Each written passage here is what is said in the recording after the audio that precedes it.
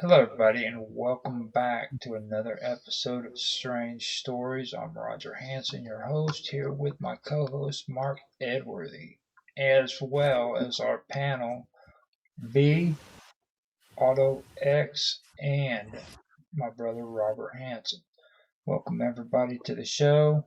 And before we get started, I want to ask if Robert could mute out real quick because I can hear some background.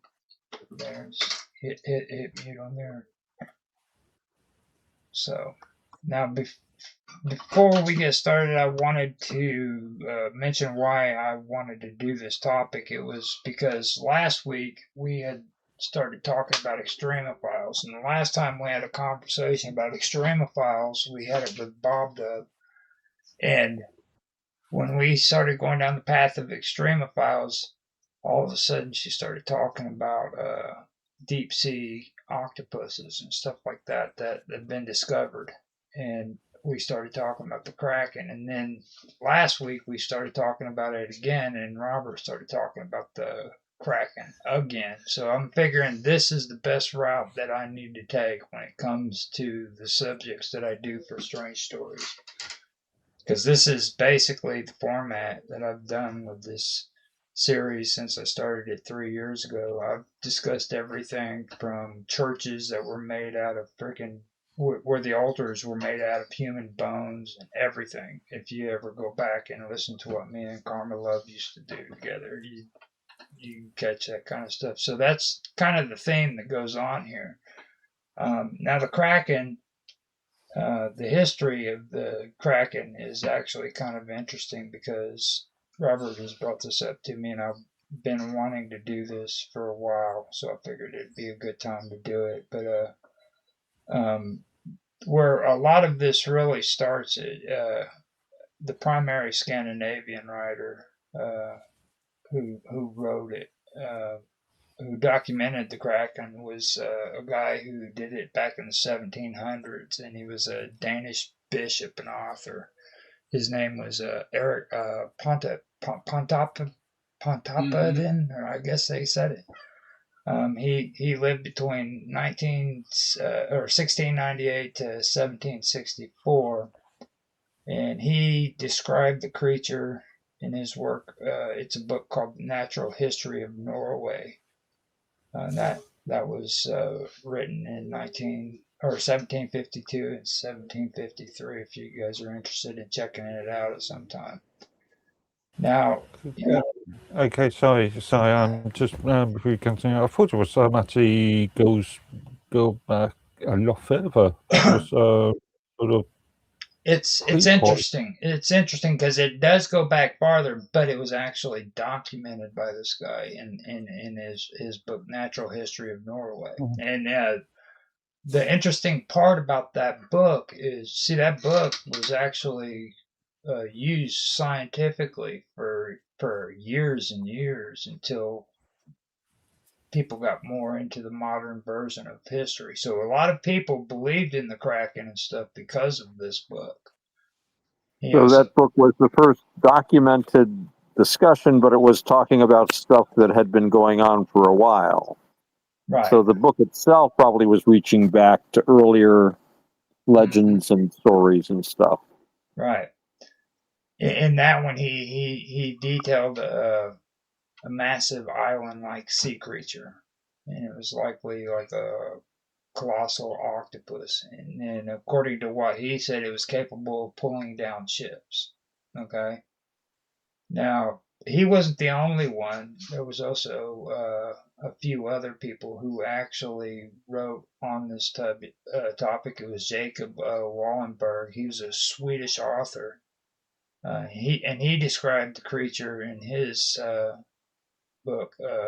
They called it the Mensan Par Galajan. It's my son on the galley, and that was in 1781. The weird part about Wallenberg is he comes from a very influential person or family up there now. Like you'll hear a lot of people talk about the the the I always talk about them all, the Warburgs. You'll hear people always talk about the Rothschilds and all these powerful, rich, influential families. The thing about Eric or Jacob Wallenberg is he comes from this family called the Wallenberg family, and you'll never find him like in the top 10 freaking most rich people in the world because they engineered it that way. What they did is they set it up to where their family's fortune was distributed out to where it wasn't, they didn't get hit with inheritance taxes and stuff, and not one member of the family or a group of the family could actually get into the actual funds and be able to take control of it. You know what I mean? So that's why you'll never find it. But they are one of the families that I was talking about previously that would like take their family castles and stuff and they would donate it to the Heritage Fund or something like that. You know what I mean? And they would live in these places rent free, never paying a dime or nothing, just bounce from one place to another, living off of a inheritance. You know what I mean? So that's the interesting part of this guy, and it all started out with Jacob Wallenberg. He was a Swedish author, but he was also a freaking captain of a ship, and he wrote this book, and he was also a part of the what do they call it, the West Indies trading company back in the day. I believe is what it's called. Dutch West India Company. Yeah, it was the one that the company that did trade with Asia and stuff. The British East East India Company. Mm-hmm. He actually that's where he supposedly encountered had his encounter with a giant kraken, basically, in his stories, and it's pretty interesting. He was talking about a kraken that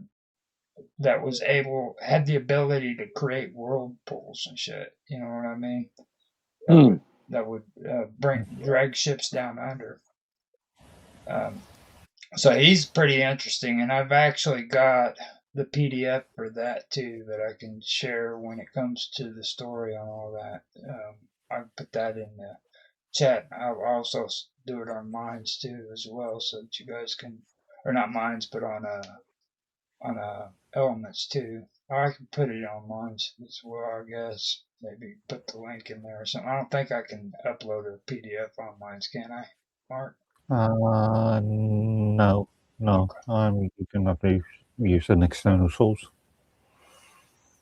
Now, besides him, there was another guy by the name of Hans Agidi, and he was a Dano-Norwegian missionary who reported a similar creature in 1734.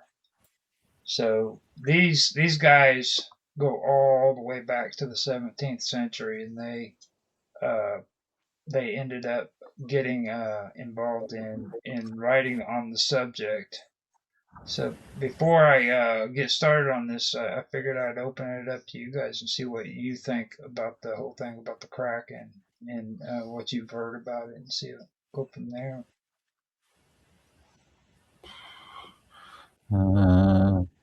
Maybe it's not one giant squid. Maybe it's like a king rat situation where you got a bunch of squids locked together somehow.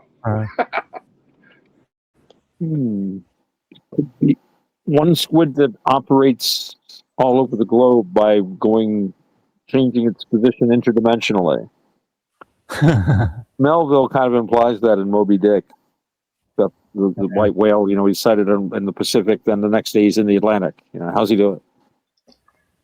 Multiple whales. Well, the only thing, around, didn't he? There was only one Moby Dick, though. Yeah, but maybe there were two. During that time when England was having them ships of gold going from here to back, well, they were saying there were ships comes up missing anyway. Okay. and You talk about full 16. of gold, silver, all. Well, you hear, I've heard through the shipwrecks, and mysterious things would happen to them. Oh, yeah. In the Bermuda Triangle, ships in complete intact, but everybody was gone. I ain't saying it could, but it, Oh, the tentacles would just come up and pick them off the deck. Nom, nom, nom, nom, nom. You know, they found some really big things and signs of even bigger things. You know, I've heard stories of whales being taken with sucker marks on them that imply like 100-foot long squid. Or they found squid beaks. I forget what kind of whale eats squids. And somebody was figuring out if there's like so many thousand of these whales and they eat so many tons of squid a day to live, that the number of giant squid under the water must be enormous for for them to like survive on. And they butcher them. They find like a dozen squid beaks in their stomachs. They're eating these things all the time. So there's a lot of life down there we never see. Who knows how big it gets? If there were a whale, I'd have dessert. We know more about our galaxy than we do know about in our own That's piece. what they say. like they found out about the news jellyfish, where when half of it gets hurt, it goes back to the younger age of when it was. It comes back to life. It regenerates. Is that what you're saying? Yeah, regenerates to the younger. Like if it was. Well, I've heard that. Okay, so there's. He also talks about sea serpents, and he's also mentioned in that book about mermaids as well. Oh boy, really? Yeah. So they got V's interest. Well, I don't know. All I was say down was at the that, beach one day. if you're going to talk about whales and their food habits, it's only proper for a whale to have octopi for dessert. Well, see, Come on, I got to practice my material, guys. There's an argument. There's an argument going around that you can't be saying that because it's actually Greek. Okay, so it would be octopo, not octopi. That is true. That is true. I heard that. Still a good joke. Yeah. I'm confident about that. It's not like, he says that when they slide it puss on his face. Well, I used to have a big habit of using viri as the plural of virus rather than viruses until somebody used to do that all the time. But yeah, same thing. You know, the other thing too is to correct V at that point, I would have had to say no, it's octopuses, and then we would have had. Well, we don't want to go. Yes, through the whale. I would have taken it so much further. See. So I thought octopi was the lesser of two evils. Well, like the volcanoes that all the sea life is going to want meeting up down there, and they're showing them evolving. They get bigger. I guess the pressure. They have showed some new sea life down there. There's one that the spine of it is nothing like it's ever seen on Earth. The spine is completely different. Wow. Well, see, the thing about Pontoppidan, or however you say his name is, he was also an antiquarian, and that's something that they weren't really as precise as what archaeologists are today, but that's the one thing I can say about him. At least he did have a respect for history and antiquities and stuff, you know. So, I mean, in that aspect, I think that's how he benefited